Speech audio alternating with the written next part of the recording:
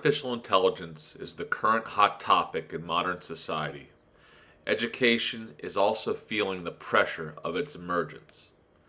Professors and teachers alike have to reconsider how they craft their current assignments and assessments in order to avoid being susceptible to AI's influence.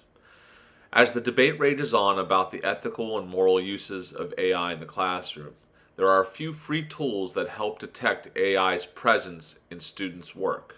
GPT-0 and 0GPT are two free sites that allow the scanning of text or documents to determine if there is AI presence in documents.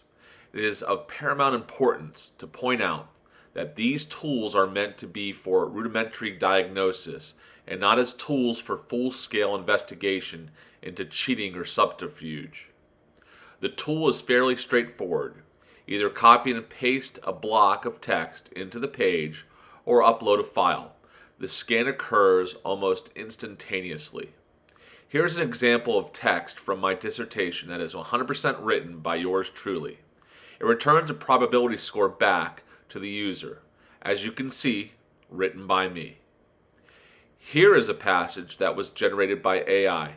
It returns a probability score back to the user. As you see, it returns a suspect score.